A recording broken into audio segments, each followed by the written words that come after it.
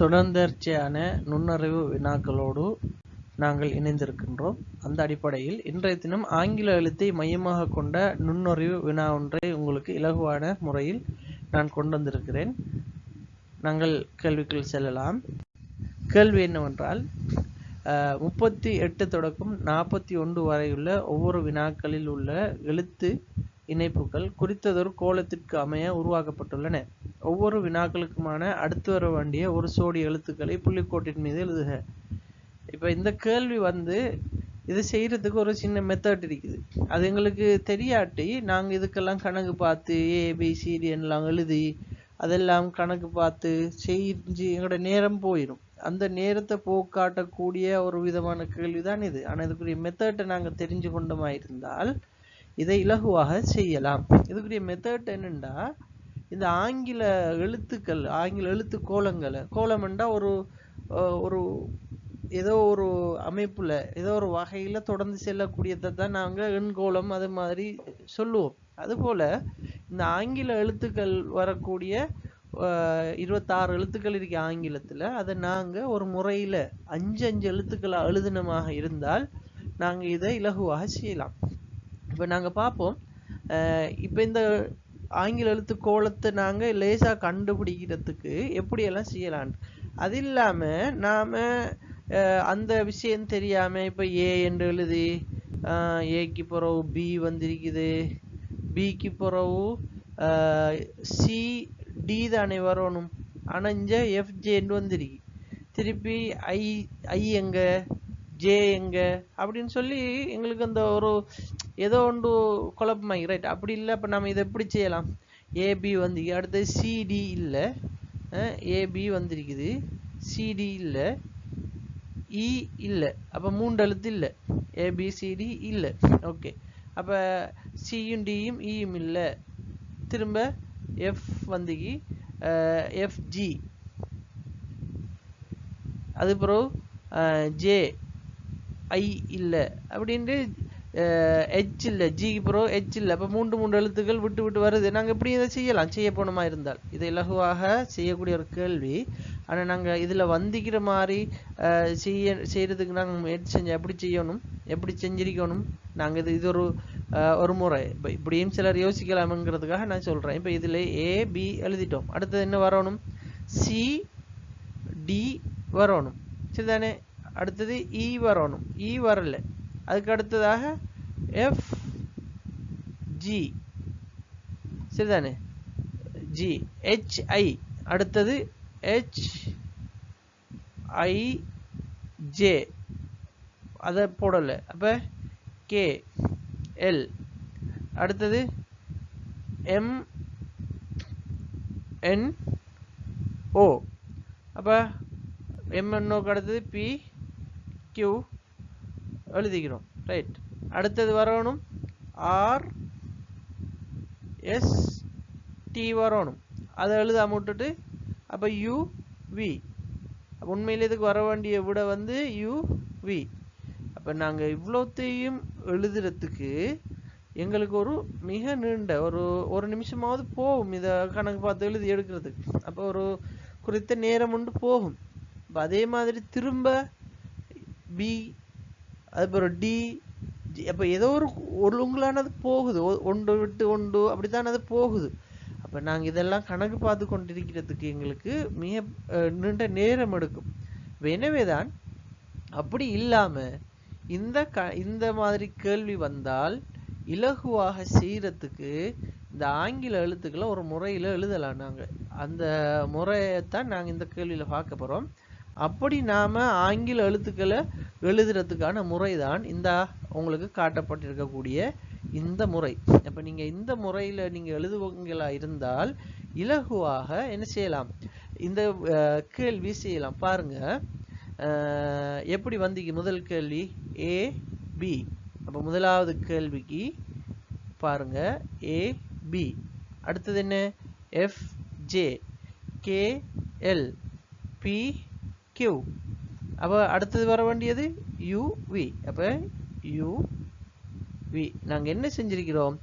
ஏயிலிருந்து E வரைக்கும் 1 1 2 3 4 5. அப்ப 5 5 எழுத்துக்களாக நாங்கள் எழுதுகிறோம். அப்ப இதுல முடிவுல 5 வந்தால் இதுல முடிவுல 10 வரப்போகுது.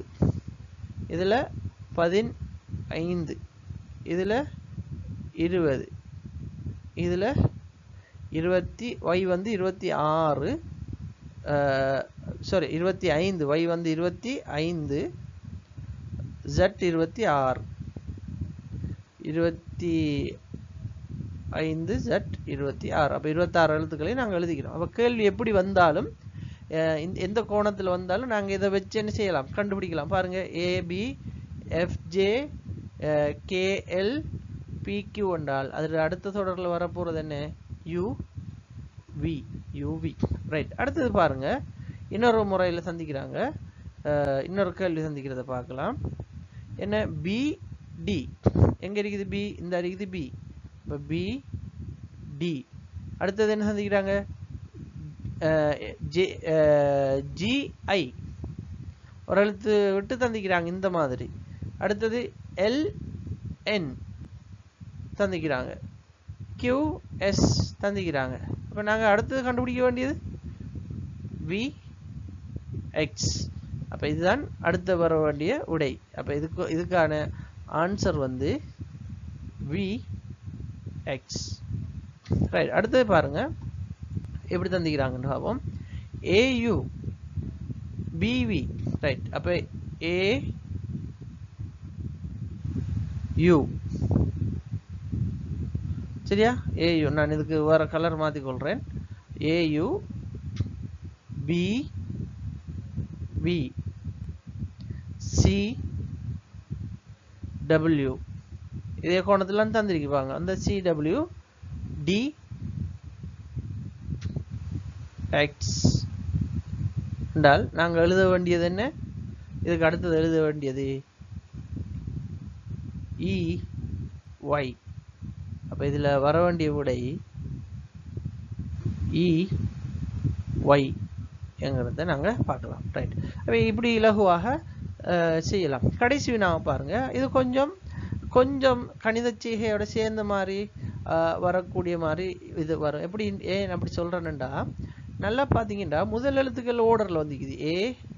ABCD முதல் எழுத்து ஓர்டர்ல வந்து, அடுத்த இலக்கம் ஓர்டர் இல்லை, வித்தியாசப்படுது. ஏக்கு பக்கத்துல இன்னொரு A வருது, பிக்கு பக்கத்துல D வருது, திருப்பி I வருது, P வருது, ஒன்று குழப்பம் மாதிரி. அப்ப நாங்க என்ன செய்வோம் என்றால், இப்படி வார நேரத்தில் இலக்கங்களை போட்டு பார்த்துடணும்.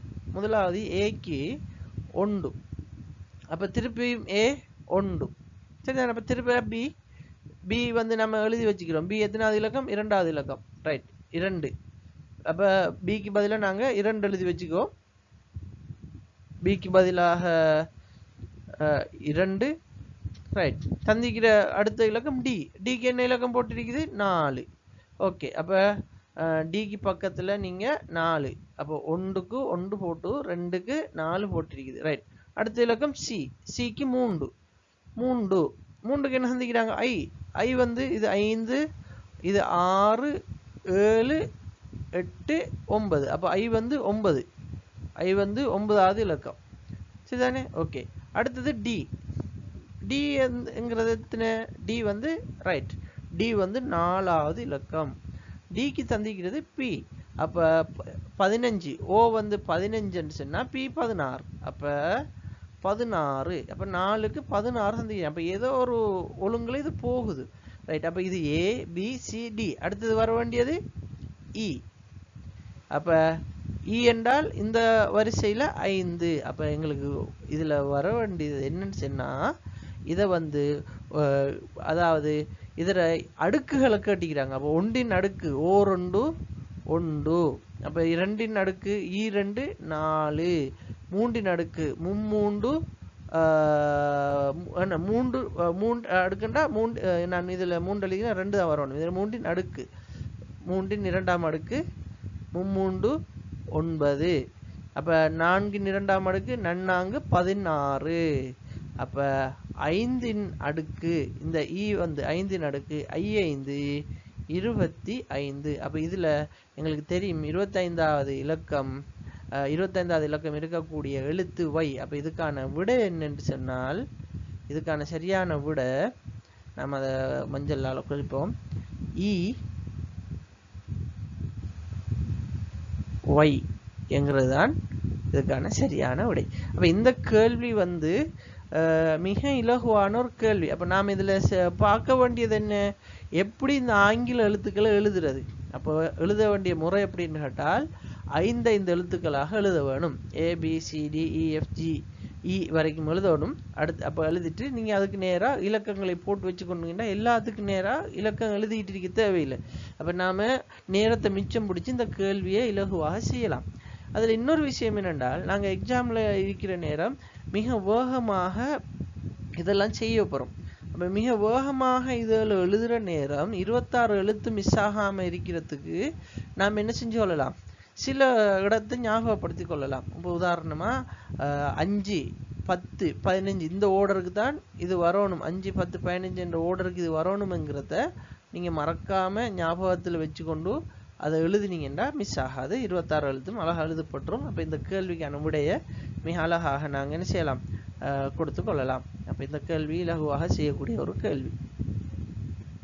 மீண்டும் அடுத்த ஒரு கேள்வியோடு உங்களை நான் சந்திக்கிறேன்.